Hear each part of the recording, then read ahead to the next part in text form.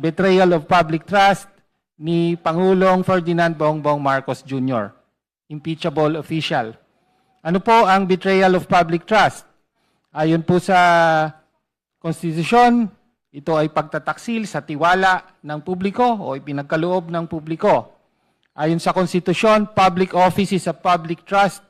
Public officers and employees must at all times be accountable to the people, serve them with utmost responsibility, integrity, loyalty, and efficiency, act with patriotism and justice, and lead modest lives. No? Inilinaw pa po ng Korte Suprema sa Gonzales versus Office of the President of the Philippines. Sabi niya rito, betrayal of public trust refers to acts which are just short of being criminal but constitute gross faithlessness against public trust, tyrannical abuse of power, inexcusable negligence of duty, favoritism, and gross exercise of discretionary powers. So nakita po natin ang betrayal of public trust, hindi lang criminal act, kung hindi, sabi rito, gross exercise of discretionary power o di kaya inexcusable negligence of duty. So pwedeng may ginawa, pwedeng may hindi ginawa na maaaring maging betrayal of public trust. Okay, so ayan na po ang grounds, malinaw na nakasaad sa complaint. Ang kailangan na lang po yung recital of facts na siyang batayan ng betrayal of public trust. At malinaw na kumpleto rin po ito sa recital of facts constituting betrayal of public trust by President Ferdinand Bongbong Marcos Jr. Sa complaint po, may tatlong bahagi, tatlong parte na pinagbabatayan ng betrayal of public trust. Doon po tayo sa una. Ang una po ay itinatag, pinahintulutan at pinatupad ni Pangulong Bongbong Marcos Jr. ang isang opisyal na patakaran ng allocables at non-allocables sa pagbubuo ng DPWH budget. At ito ang naging batayan at bahagi ng isang buong sistema ng sentralisadong korupsyon na nagresulta sa tinatawag natin ngayong flood control corruption scandal. No? Ano po ang patakarang ito po? Ang patakarang ito ay nakasaad sa opisyal na dokumento o publikasyon ng DPWH nilabas ng Office of the Secretary noong July 2022 sa pinakasimula ng Bongbong Marcos Jr. presidency. Ang titulo po ng dokumento ay ang High-Level Budget Allocation Formula, the Baseline Balanced Managed or BBM Parametric Formula adopted in 2023 National Expenditure Program NEP Preparation. Yun po ang buong titulo niyan. At ang pinaka-importante po para sa diskusyon natin, kasama po o tinatakda po ng patakarang ito na ang quote, priorities of the leaders of the national government and the legislature ang isa sa magiging batayan ng pagbubuo ng NEP. No? So malinaw po, mga individual na prioridad ng mga leaders of the national government and the legislature. So tinutukoy po niyan, walang iba kundi ang mga pinakamataas na opisyal ng ehekutibo at ng lehislatura. Fact. Recitation of fact. Okay. Isa pang recitation of fact, ayon sa testimonya ni dating Yusek Bernardo ng DPWH sa Senado, sinabi niya na ang mga leaders na ito ay siyang naging mga proponent at dumaan sa proseso ng rig bidding ang mga proyekto na naipasok sa NEP at naaprubahan sa GAA at pinagbatayan ito ng mga kickback o di kaya tinatawag niyang commitment. Actually, mga advance. Ayon sa kanya, na kahit hindi pa naaprubahan, ang GAA ay binibigay na sa mga opisyal na tinatawag na proponent. Okay. So, yan po ang unang set ng mga facts na ating na nakapaloob sa complaint at pinagbabatayan ng betrayal of public trust.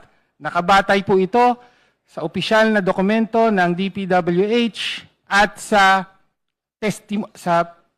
public testimony, published testimony ng whistleblower na si Yusek Bernardo sa mga proceedings sa Senado. Ang pangalawang bahagi po ng recitation of facts natin ay kaugnay sa unprogrammed appropriations. Inabuso ni Pangulong Marcos ang kanyang discretion sa pagpapatupad ng unprogrammed appropriations sa 2025 General Appropriations Act. No? Ang unang abuso, sabi sa Section 35, Chapter 5, Book 6 ng Administrative Code. Sabi rito, exemptions from lump sum appropriations authorized for any purpose or for any department, office, or agency, and so on, shall be made in accordance with a special budget to be approved by the President. So that is a fact. Sabi, ang lump sum appropriations, kasama po ang unprogrammed appropriations, ay magagamit lamang sa approval ng Presidente. Fact. Another fact, sa 2023, 2024, 2025 General Appropriations Acts ay pambihira po ang naging paglobo ng unprogrammed appropriations, 807 billion, 731 billion at 363 billion in those years. No? Isa pang fact, ginamit po ng Pangulo ang kanyang discretion para aprubahan at i-release ang pondo para sa 213 billion pesos na halaga ng mga karagdagang proyekto ng DPWH. Kabilang dito ang 111 billion para sa flood control na sinabi na sa testimonya ni Yusek Bernardo ay lahat sangkot sa kickback at corruption. No? That's another fact. Another fact ay yung pagpondo ng unprogrammed appropriations. Nakasaad po sa Special Provision 1D ng 2025 General Appropriations Act para sa unprogrammed appropriations na maaaring gamitin ang mga unused reserve funds ng mga government corporations. No? Inanunsyo ng Department of Finance na gagamitin nila ang pondo partikular, ang excess reserve funds di umano ng PhilHealth para sa infrastructure projects. Tahasang labag po ito sa PhilHealth Law at sa Syntax Law na nagsasabi na ang pondo ng PhilHealth ay para sa kalusugan lamang at hindi maaaring gamitin sa ibang mga kadahilanan. That's a fact. Naglabas po ang desisyon ang Korte Suprema. Ang Pimentel versus Office of the President at dito po ay diniklarang unconstitutional nga ang Special Provision 1D at diniklarang unconstitutional ang naging pagkuha ng pondo ng PhilHealth at paggamit nito para sa infrastructure at iba pang mga kadahilanan. Isa pang fact ay inaprubahan at hindi pinigilan ng Pangulo ang unconstitutional at illegal na pagkuha ng pondo ng PhilHealth funds. Nakabatay po ang recitation of facts na ito sa official documents, official publications, General Appropriations Acts of 2025 at ang desisyon ng Korte Suprema, Pimentel versus Office of the President.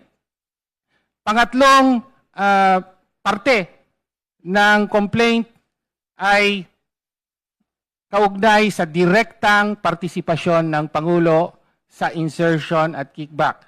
Ayon sa testimonya ng dalawa, isang Zaldico at isang Yusek Bernardo, no? Pareho corroborate po ang kanilang testimonya at sinasabi nila na direktang inutos ni Pangulong Marcos ang insertion ng at least 100 billion pesos na proyekto sa DPWH budget para sa 2025 at ayon kay Yusek Bernardo sa kanyang testimonya ay nakatanggap ng at least 8 billion pesos na pinadeliver ng Pangulo at siya mismo ang nag-deliver ng 8 billion pesos na kickback para sa Pangulo. Kaya, again, nakabatay po ito sa mga testimonya na nasa public record, particular sa mga sessions ng Kongreso.